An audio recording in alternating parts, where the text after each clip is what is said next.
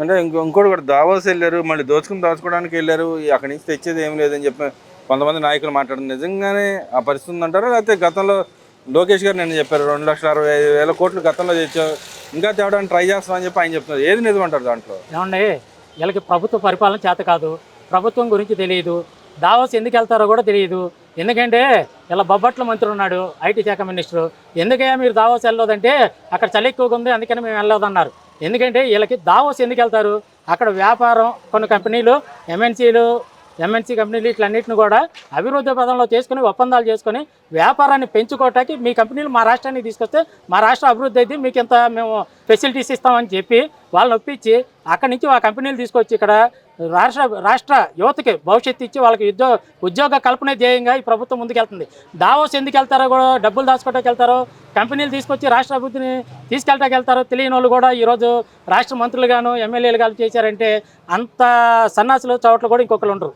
అదేవిధంగా లక్ష్మీపార్వతి గారు చెప్తున్నారు, ఎవరైతే వెన్నుపోటుదారుడు ఉన్నప్పుడు విగ్రహ రాజకీయం చేస్తున్నాడు చంద్రబాబు నాయుడు, ఆయన అమ్మటే వెళ్ళేవాళ్ళు ప్రతి కార్యకర్త, నాయకుడు కానీ అటు అభిమాని కానీ ఎవరైనా ఎన్టీఆర్ అభిమాని ఉన్నారు వాళ్ళందరూ వెన్నుపోటుదారులుగా నేను చూస్తాను అని మాట్లాడి, నిజంగానే చంద్రబాబు నాయుడు గారు వెనకాల వెళ్ళిన కార్యకర్తలు కానీ అభిమానులు కానీ ఎన్టీఆర్ అభిమానులు కానీ వాళ్ళందరూ వెన్నుపోటుదారులు అవుతారంటారా?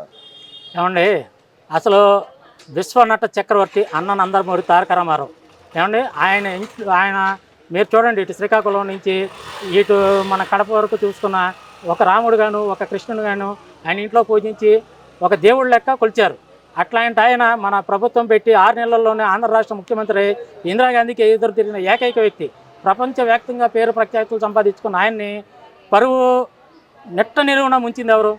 వెన్నుపోటు పొడిచింది ఎవరు? ఆయన యొక్క పరువును తీసింది ఎవరు? లక్ష్మీపార్వతి కదా. ఈ వయసులో ఆయన పెళ్లి చేసుకొని ఆయన ఎమ్మటిపడి ఆయన తీసుకొచ్చి ఆయన భ్రష్టు పట్టి పోటకి పెద్ద ఒక సెకండ్ ఇలా తయారయ్యి ఎన్టీ రామారావు గారిని నాశనం చేసింది. ఏమండి, వెన్నుపోటు పొడిచారు. ఈరోజు తెలుగుదేశం అన్న నందమూరి తారక రామారావు పెట్టిన తెలుగుదేశం పార్టీ ఇది. ఆయన యొక్క ఆశయాల మీద, ఆయన యొక్క భావనల మీద ఇది వెళ్తుంది తప్ప ఎవరి మీద వెళ్ళట్లా.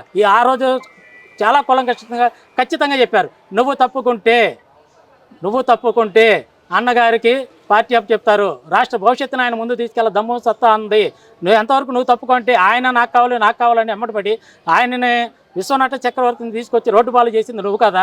ఎవరు వెనుపోటు పొడిచింది? నువ్వు కదా వెనుపోటు పొడిచింది. ఎవరు మాట్లాడితే పొడిచారంట. ఆయన కొడుకుల్ని ఎమ్మటున్నారా? ఆయన బావలు అల్లుళ్ళు మీరు ఎమ్మటున్నారు? ఎవరున్నారు ఎమ్మట? వెనుపోటు పొడిచారా? నువ్వు ఒక్కదానివే ఉన్నావు. ఈరోజు సిగ్గు, చరం, నీతి జాతి లేకుండా వెళ్ళి వైసీపీ పంకన చేరి నా కొడుకు అంటూ అతను వైసీపీని భోజనం వేసుకుని తిరుగుతున్నది నువ్వా లేక మేమా? అదే తెలుగుదేశం పార్టీని ప్రతి కార్యకర్త ఇది అన్న నందమూరి తారక రామారావు గారు పెట్టిన పార్టీ కింద భావిస్తారు తప్పితే చంద్రబాబు నాయుడు పెట్టిన బట్టి ఇంకో పార్టీ అని చెప్పడు. ఈరోజు చంద్రబాబు గారు చెప్పినాయి, లోకేష్ చెప్పినాయి, ఇంకోళ్ళు చెప్పినాయి. ఇది అన్న నందమూరి తారక రామారావు స్థాపించిన పార్టీ. ఆయన పేరు మీద ఎల్లకాలం ఉంటుంది, ఆయన పేరు మీద వెళ్ళొద్ది. ఎవరు అన్నగారికి వెన్నుపోటు పడలా. వెన్నుపొడిచి పెడుతుందంటే నువ్వే. ఆ రోజు నువ్వు తప్పుకొని ఉంటే అన్న భవిష్యత్తు బాగుండాలి, విశ్వనట చక్రవర్తిగానే ఆయన ఉండాలి అని నువ్వు ఆలోచించి ఆ రోజు తప్పుకొని ఉంటే ఈ రోజుకి ఆయనే పార్టీ నడిపేవాడు, ఆయనే హ్యాపీగా ఉండేవాళ్ళు. ఎటువంటి బాధ, దిగులు, చింత లేకోకుండా అయ్యో నిన్ను కట్టుకున్నానే, నా పరిస్థితి ఇట్లాగైంది, కట్టుకున్న దాన్ని నేను వదలకూడదు అనే ఒకే ఒక ఏకైక లక్ష్యంతో నిన్ను పెట్టుకొని ఆయన తిరిగాడు తప్పితే తర్వాత మరి ఆయన పార్టీ పెట్టాడు, తెలుగుదేశం పార్టీ, నిన్ను అమ్మటేసుకు తిరిగాడు. ఎందుకు గెలవాలా? 6 నెలల్లో పార్టీ పెట్టి గెలిచిన ఆయన నువ్వు వెనక ఒక దరిద్రాలు అనుభవం ఉంది కాబట్టి ఆయన గెలవలేకపోయాడు. అది నువ్వు అర్థం చేసుకో. ఎంతసేపు వెన్నుపోటు పొన్నుపోటు అని చెప్పి మాటలు చెప్పడం మాని. అంటే ఇంకో మాట కూడా ఉంటుంది, ఏదైతే అభిమానులు కానీ కార్యకర్తలు కానీ ఇప్పుడు విగ్రహ రాజకీయాలు చేస్తున్నారు, విగ్రహాలకి డబ్బులు వసూలు చేస్తున్నారు, ఆ డబ్బులు వసూలు ఇవ్వద్దు మీరు, ఎవరు అది దోచుకొని మళ్ళీ దాచుకోవడానికి వెళ్తారు, పక్క దేశాలకు దాచుకోవడానికి వెళ్తారు బాబు కొడుకులు ఇద్దరు, మీరు వాళ్ళ వెనకాల ఉండొద్దు అనే విధంగా మాట్లాడతారు. నిజంగానే విగ్రహం పెట్టి డబ్బులు దోచుకోవడానికే చేస్తున్నారంటారా? ఏమండి, అన్నగారిని పరువు తీయాలి. ఎంతసేపు ఆయనకి ఎంతైతే మేము ప్రపంచ స్థాయిలో నారా చంద్రబాబు నాయుడు కానీ, లోకేష్ కానీ, పవన్ కళ్యాణ్ గారు కానీ ప్రపంచ స్థాయిలో ఆయన విశ్వవిఖ్యాత నట సార్వభౌముడని చూపించడానికి వీళ్ళు ప్రయత్నిస్తుంటే ఆ విగ్రహాన్ని పెట్టొద్దండి అంటే ఎంత మరి అన్నగారి మీద ఎంత కుట్రలు కుతంత్రాలు నీచంగా ఆలోచిస్తుందో మీరు అర్థం చేసుకోవచ్చు.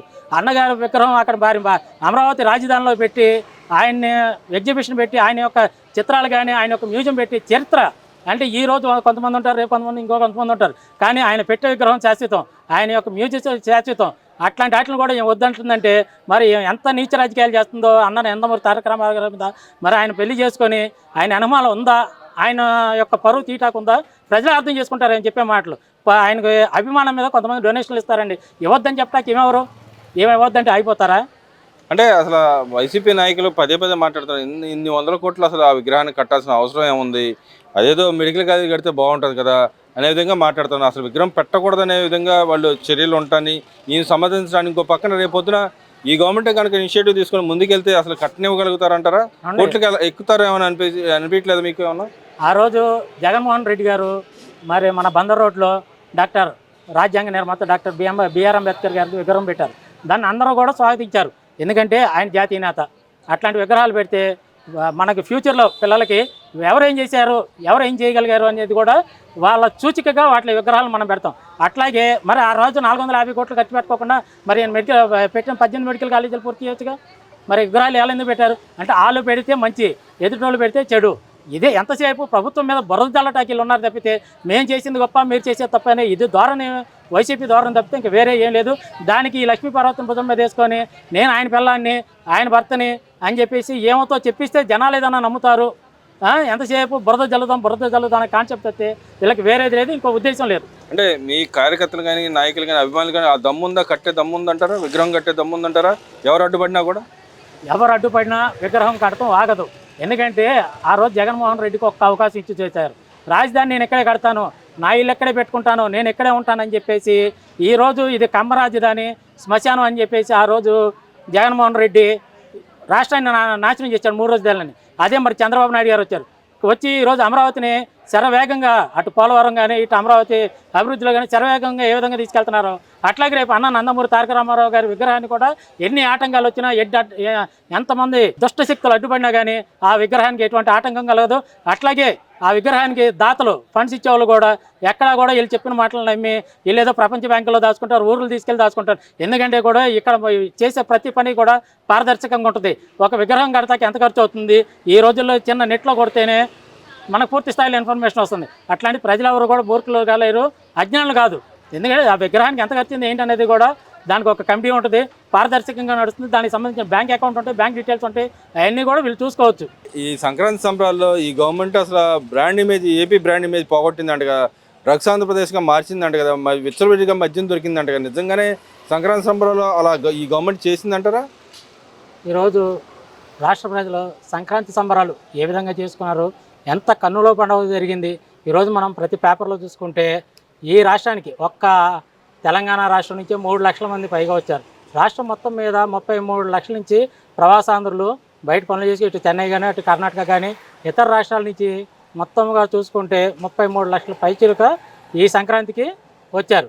బ్రాండ్ ఇమేజ్ అనేది ఏ విధంగా పెరిగింది, ఎట్లా పెరిగింది అనేది మనం ప్రజల దగ్గరికి వెళ్ళి ప్రతి ఇంటిని అడిగితే చెప్తారు.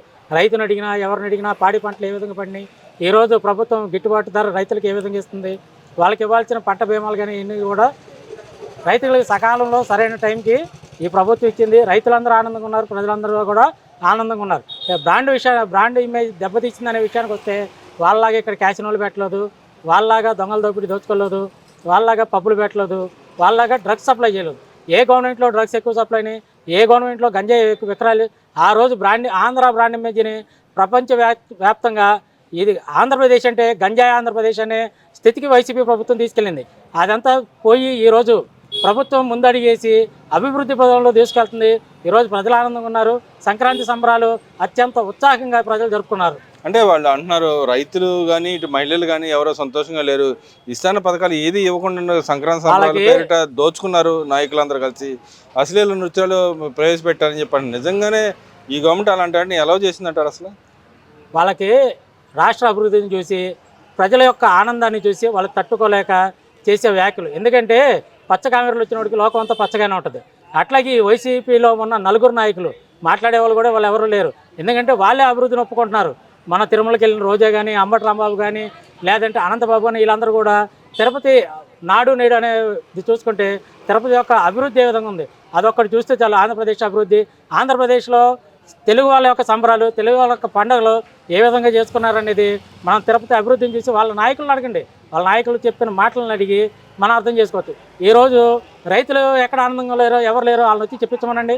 వాళ్ళు 4 మాటలు ఏదో 4 గోళ్ల ముందు కూర్చొని చెప్పే మాటలేదు. ఎందుకంటే ఈరోజు రాష్ట్ర అభివృద్ధిని చూసి వాళ్ళు వారో లేక ఈ ప్రజలందరూ కూడా సుఖ సంతోషాలతో ఆనందాలతో జరుపుకునే సంక్రాంతి పండుగ మీద ఏదో విధంగా దుష్ప్రచారం చేయాలి, ఏ ప్రభుత్వాన్ని మనం బద్నాం చేయాలి, జనాల్లో దీన్ని 1-4 సార్లు చెప్తే అది నిజమైపోద్దనే దారుణంలో ఈ వైసీపీలో ఉన్న ఈ 4 నాయకులు మాట్లాడుతున్నారు తప్పితే. అంటే ఇక్కడ ఆర్టీసీ వ్యవహారంకి వచ్చేప్పటికి టీఎస్ఆర్టీసీకి లాభాలు పండగానే ఏపీఎస్ఆర్టీసీ దివాలా తీసింది ఈ గవర్నమెంట్ మూల అని చెప్పి అంటారు. నిజంగానే ఇప్పుడు దాంట్లో బేసిక్గా మహిళలకు ప్రాధాన్యత ఇచ్చి మహిళకి ఫ్రీ బస్సు అరేంజ్ చేసిన దాన్ని కూడా దాంట్లో మాట్లాడే విధంగా ఉంది కదా వాళ్ళ వ్యాఖ్యలు. దాన్ని ఎలా దొరుకుతుంటారు? ఈరోజు ఆర్టీసీ యొక్క శ్వేతపత్రం వాళ్ళు విడుదల చేస్తారు.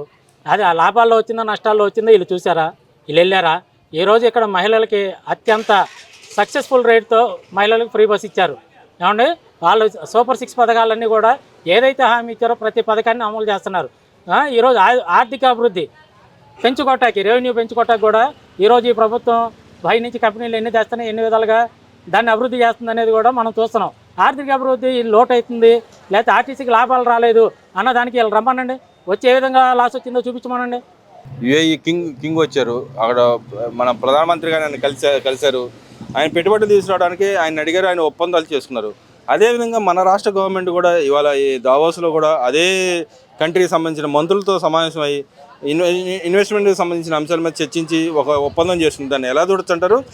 వాళ్ళు ఏదైతే సెంట్రల్ గవర్నమెంట్ ఏదైతే స్కీమ్ కింద వాళ్ళు ఏదైతే పెట్టుబడులు పెట్టమన్నారో అదేవిధంగా మన గవర్నమెంట్ కూడా పెట్టమని, మన రాష్ట్రంలో పెట్టమని అడిగింది. దానివల్ల ఎంత మాత్రం వస్తాయని మీరు భావిస్తున్నారు?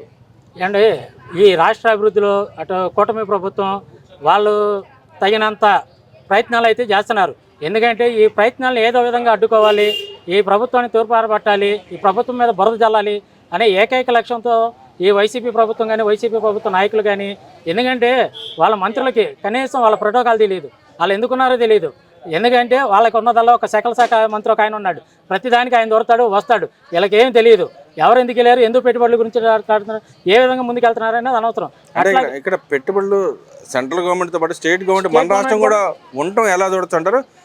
నిన్న ఏదైతే పెట్టుబడులు తీసుకురావడానికి సెంట్రల్ గవర్నమెంట్ ఒప్పందం చేసుకుందో అదే భాగంగా మన ఏపీలో కూడా పెట్టుబడులకి అవకాశాల కల్పన కోసం ఆయన చంద్రబాబు నాయుడు గారు వాళ్ళతో మాట్లాడడం జరిగింది, ఎంఓయూ చేస్తుంది. దీన్ని ఎలా చూడొచ్చంటారు? అంటే మనం పెట్టుబడులు ఎలాంటి అవకాశాలు కల్పిస్తారు? రాష్ట్ర అభివృద్ధి ఏ ప్రభుత్వం ఏమంటే ఏ కంపెనీ అయినా మనం ఒప్పందం చేసుకున్నామంటే అది రాష్ట్ర అభివృద్ధి దోహదపడుద్ది, యువత భవిష్యత్తు ఉంటుందని చెప్పేసి కంపెనీల కోసం ఆయన ఈ కుటుంబ ప్రభుత్వం ప్రయత్నిస్తుంది.